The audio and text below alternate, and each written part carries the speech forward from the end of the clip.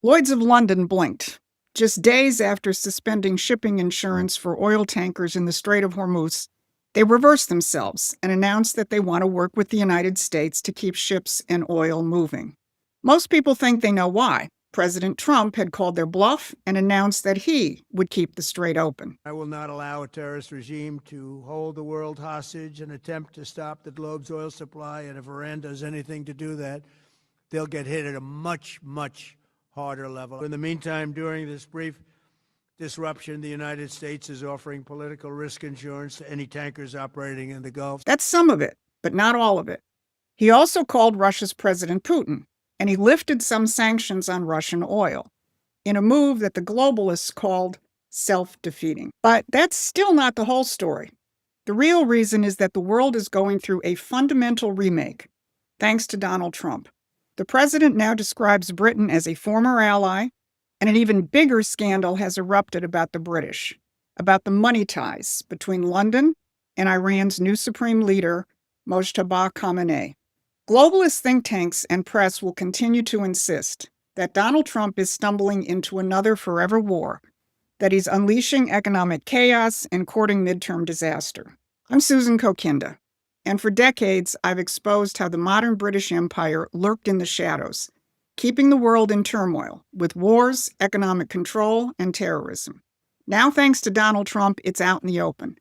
So if you want a map of this new battlefield, hit the like, subscribe, and share buttons to stay in touch and help us expand our reach. Today, I'm going to look at three things. First, what Trump did to force Lloyd's to blink. Second, the money ties between Iran's new supreme leader and London. And third, how John Bolton, Mark Carney, and other globalists are out in the cold, along with London. So the U.S. engagement with Iran is not exactly playing out as the globalists expected. The cancellation of war risk insurance by the empire's oldest insurance company was supposed to bring shipping to a halt, spike oil prices, and shatter economies. Operation Epic Fury was supposed to be economically and politically disastrous for President Trump and backfire against him. But the president was ready. He moved on three fronts simultaneously, and Lloyd's never recovered. First, he announced that the Development Finance Corporation would step in with political risk insurance. Lloyd's had pulled coverage. Washington replaced it within days. Second, he announced the Navy was on notice to protect shipping in the strait as needed. And third, this is the move that tells you everything about how differently this president thinks. Trump lifted some sanctions on Russian oil. Not only that, he got on the phone with President Putin to discuss the conflict in Iran. So let's put this all in context. Last week, Donald Trump branded Britain as our former closest ally, the same Great Britain which has led the charge to sanction Russia and keep the Ukraine war going, and the same country which is home to Lloyd's of London, which just tried to strangle world oil supply. So instead, Trump turns to Russia to get oil moving and chats up Putin for an hour. Now, here's something else you didn't see coming, especially if you've been imbibing the Israel runs Trump Kool-Aid. Yesterday, Axios carried this headline: Scoop. U.S. asks Israel to halt strikes on Iran's energy infrastructure. Axios reporter Barak Ravid reported three reasons: protecting Gulf energy stability, avoiding price spikes, and preserving Iran's oil sector for post-war cooperation. This is the same approach that President Trump used with Venezuela. Trump isn't protecting the regime. He's planning for what comes after it, and it doesn't conform to Israel's objectives. So think about what that means. Israel doesn't have a blank check. The Gulf states are being protected. Iranian oil is being preserved for the Iranian people after the regime falls. This is not a neocon war plan. This is a president managing the endgame while the bombs are still falling. Now, here's another page from the neocon playbook being put into the shredder. The page about how Trump's Iran moves are aimed at China. We're in a very good position, but very unfair to other parts of the world, like China as an example. I mean, we're doing this for the other parts of the world, including countries like China. They get a lot of their oil through the straits, So we're doing this. We have a very good relationship with President Xi in China. I'm going there in a short period of time, and we're protecting the world from what these lunatics are trying to do, and very successfully. So line it all up. Trump called Lloyd's bluff and called Britain our former ally. Then he eases sanctions on Russian oil and calls Putin.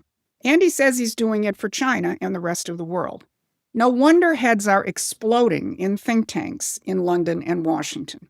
This is the real story, not the missile strikes or the carrier movements or the panic market headlines, but the strategic landscape being remade in real time. And this is what Promethean Action covers every day. So head on over to our website and sign up for our free newsletter. The link is in the description.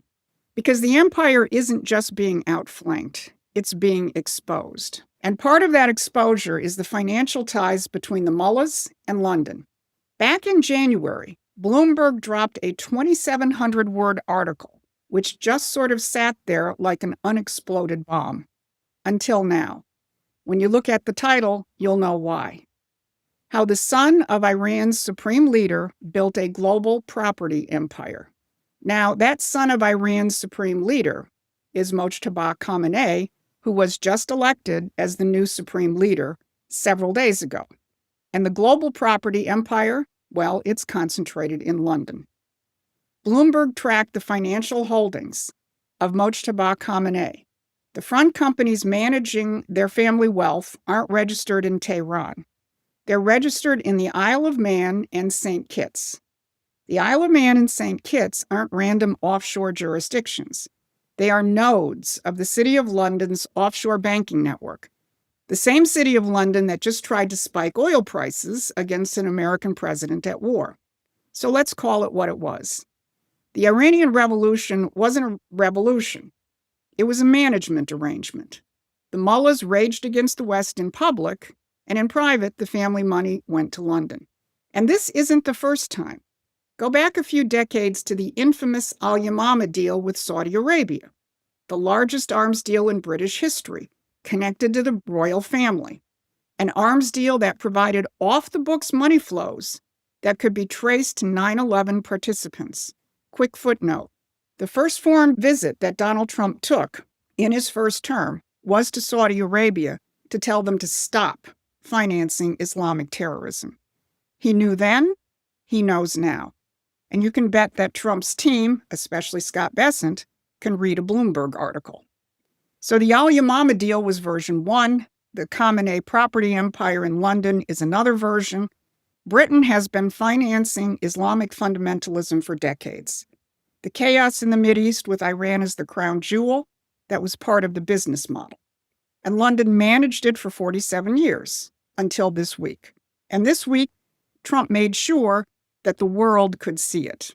So the insurance checkpoints are being replaced. The Khamenei money trail leads to London. Trump is remaking the strategic landscape. What's the establishment's response? John Bolton is giving interviews that reflect a certain state of mind. Well, I've said from time to time, the only question is who gets me first, the Iranians or Trump? Now, Bolton's actual complaint is that Trump doesn't play by the rules which have kept presidents in check. It's not at all clear to me that Trump is. He doesn't do grand strategy. He doesn't even do policy the way we normally understand it. So I'm not sure exactly what his thought process is, because we know the normal National Security Council process is all but non-existent in this second term. Did you catch what Bolton is actually defending? A national security process. The one that produced 20 years in Afghanistan, Iraq, Libya, the one that managed the Iranian threat for 47 years without ever resolving it, because resolving it wasn't the point. Now, here's someone else who's out in the cold. The central banker's prime minister, Canada's Mark Carney, the man the globalists have assigned to try to rescue some kind of rules-based order. We were not consulted before it began. We're not engaged in the conflict. We do not intend to engage. What we are doing, where we are engaged, is dealing with the consequences of the conflict, consequences that continue to spread. That's the special relationship in 2026. The City of London's chief spokesman standing outside the fence, waiting to see how it ends. Now, there are still way too many voices in Trump's own base right now saying he's been captured, that Bolton got his war, that the globalists won, that this is Iraq all over again. But look at who's actually complaining. Bolton can't get his national security process. Carney can't get in the room. The people who ran the old system are on the outside looking in, and they're furious. That's not what a neocon takeover looks like. Now listen to who is in the room. You know, as someone who led troops, led soldiers in the streets of Baghdad and Samarra, Iraq, and who trained counterinsurgents in Kabul, Afghanistan, and who still carries the weight of brothers lost to Iranian terrorist proxies, this fight, Operation Epic Fury, it hits home. You see, this is not 2003. This is not endless nation building under those types of quagmires we saw under Bush or Obama. It's not even close. Our generation of soldier will not let that happen again, and nor will this president. In that interview before, Bolton had called Iraq a military success. Hegseth, on the other hand, carries the weight of the brothers it cost. That's the difference between the old vision and the new one, between the men who managed the imperial order and the men who paid for it.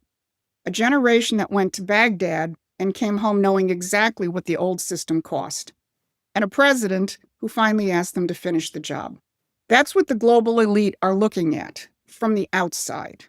That's why Lloyd's of London had to blink, because for the first time in a very long time, an American president is conducting an American foreign policy, not an imperial one. And the success of that policy depends on you. President Trump needs people who understand what he is doing to defeat the real enemy. Become a member of Promethean Action and be part of that movement, a movement that keeps people focused on the real fight and the real enemy, the ones we've been fighting for 250 years. This has been your Wednesday update. Thanks for watching. Please take a moment and subscribe to our free newsletter at prometheanaction.com.